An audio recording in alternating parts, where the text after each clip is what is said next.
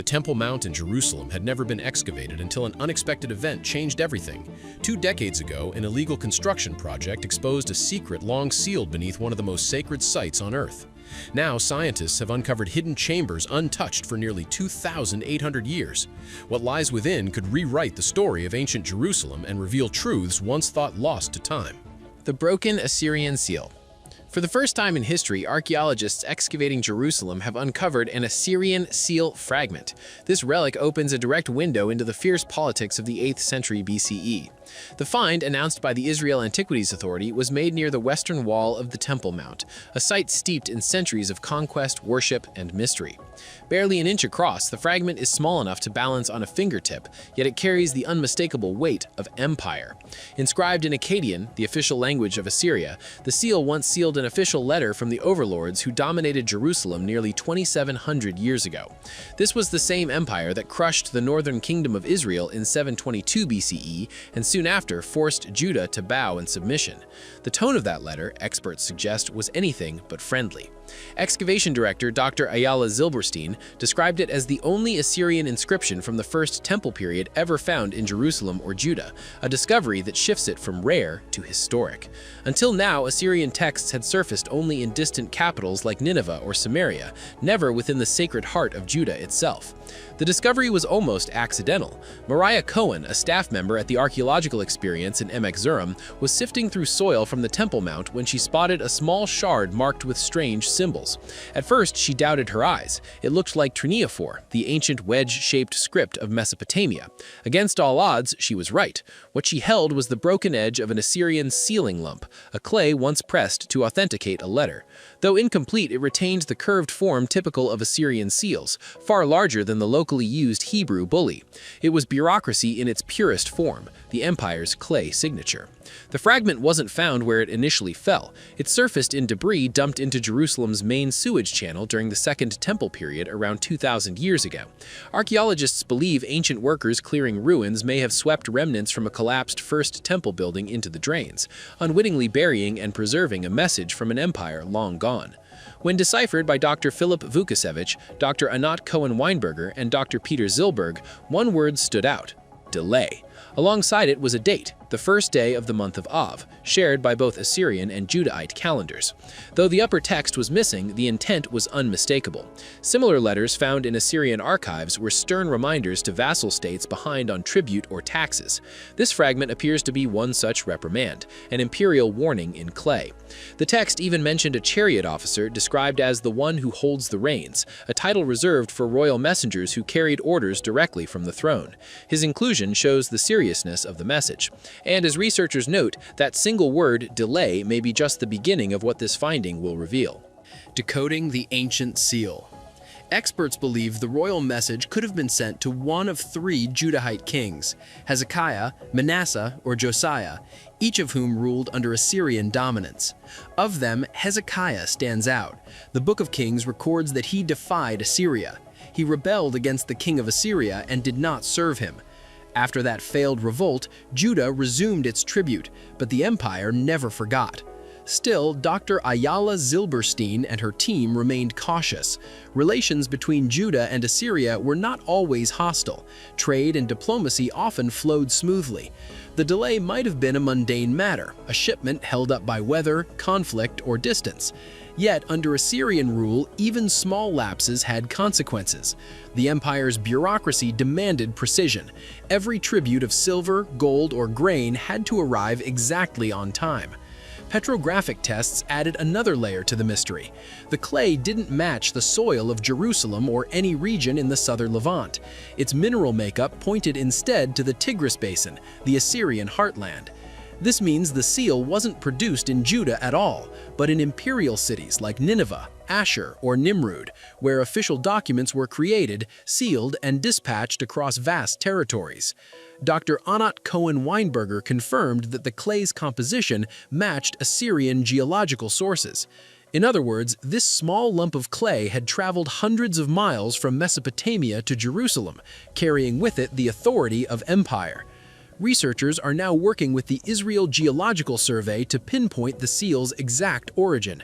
If confirmed, it would represent the first physical proof of written correspondence between Assyria and the Kingdom of Judah. For historians, that's groundbreaking. Until now, Assyrian control over Jerusalem was known only through biblical passages and inscriptions found abroad. But this fragment, stamped in cuneiform, written in Akkadian, and likely delivered by a royal courier, proves Jerusalem was not a remote outpost. It was integrated into the Assyrian political network, its rulers monitored, and its obedience documented in writing. Beneath the stones of the Western Wall, archaeologists have uncovered more than a relic. They've exposed a record of power, submission, and survival. The fragment may be silent, but its message endures. Assyria's reach once extended into the heart of Jerusalem, and it left behind a single clay whisper to prove it. What else might still lie buried beneath the Western Wall, waiting to reshape what we thought we knew about the biblical city? The next discovery, archaeologists say, may bring us closer to that answer. 3,000-year-old seal. In a quiet Jerusalem lab, an unremarkable lump of clay changed history. Archaeologist Mariah Ehrlich, sorting through trays of debris from the Temple Mount sifting project, paused over what seemed like another fragment of pottery or bone. Its surface, however, was wrong. Smooth, compact, and shaped with purpose. He brushed it clean. Under the light, faint impressions appeared, lines too deliberate to be chance. Tilting it closer, he saw the ghost of letters pressed by a hand nearly 3,000 years ago. It wasn't a bone, it was a seal. Using reflectance transformation imaging, a digital technique that layers images captured under shifting light, the team revealed the inscription in sharp detail. The Paleo-Hebrew letters emerged clearly, spelling out, "Belonging to Yediah, son of Asayahu." That short line carried centuries of weight. It was a First Temple period clay bulai, once pressed over a cord to seal a door, vessel, or chest. Whoever owned it held absolute authority, someone entrusted with sacred responsibilities inside ancient Jerusalem's most revered site. The seal's journey to that lab began decades earlier, amid controversy. Between 1996 and 1999, unauthorized construction on the Temple Mount led to the excavation and dumping of tons of ancient soil into the Kidron Valley. Denied access to the site, archaeologists Dr. Gabriel Barkay and Zaki Devira salvaged the debris, launching the Temple Mount Sifting Project, an unprecedented rescue mission to recover history grain by grain. Over the course of 20 years, volunteers sifted through millions of fragments, pottery shards, coins, jewelry, and animal bones. But complete clay bulai were rare. Ehrlich's find in 2025 was only the second intact seal with a legible inscription ever uncovered from the project. Almost every letter was preserved, making it an extraordinary survivor of Jerusalem's First Temple bureaucracy. Its timing deepened its meaning. The discovery surfaced just before Tisha B'Av, the annual day of mourning for the destruction of both temples. To find a seal from Solomon's temple on the eve of that day felt almost prophetic. According to Devira, the seal was immediately identifiable and too significant to withhold. In the 7th century BCE, clay sealings secured storerooms and treasuries, pressed over cords and stamped with an emblem of ownership. Once hardened, they became tamper-proof proof of authority. This bulai bore two names, Yediah, son of Asayahu, both found in the Hebrew Bible in 2 Kings 22:12 and 2 Chronicles 34:20, describing officials in the court of King Josiah, the reformist ruler of Judah. Scholars note that Asayahu is a longer form of Messiah, with Yahu denoting a link to Yahweh, Israel of God. Such divine suffixes were common among high-ranking Judahite officials. Finding that same name impressed into clay on the Temple Mount transforms scripture into history. It shows that these men were real administrators who lived and worked in the shadow of Solomon's temple, sealing documents and securing the treasures of a living faith. The temple, this suggests, was not only a place of worship, but also an administrative hub, a center of accounting and governance.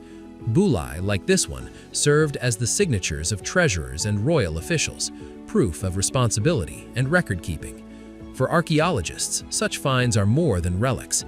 They are receipts from history, tangible links between belief, power, and daily life. And this seal, inscribed in crisp Paleo-Hebrew, bridges the divide between biblical text and physical evidence. After nearly 3 millennia of wars, earthquakes, and rebuilding, that small piece of clay endured, buried, broken, and finally rescued from tons of displaced soil. When Ehrlich lifted it from the tray, he couldn't have known he was holding one of the most complete bullae ever found from the First Temple era.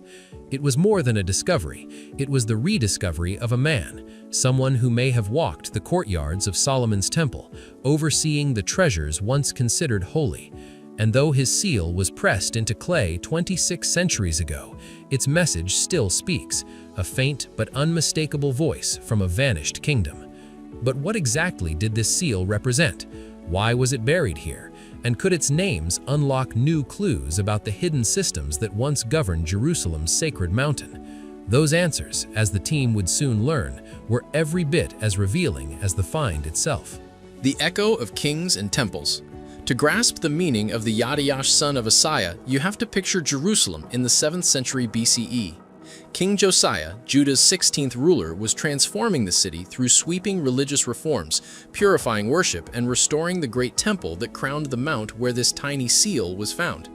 In that world, clay ceilings, bulli, were the lifeblood of administration. They sealed scrolls, jars, and storerooms, ensuring that only trusted officials could open them. Finding one today is like uncovering an ancient signature, a personal mark of authority. The seal's inscription names Asayahu, a figure mentioned in the Bible as a royal minister serving King Josiah.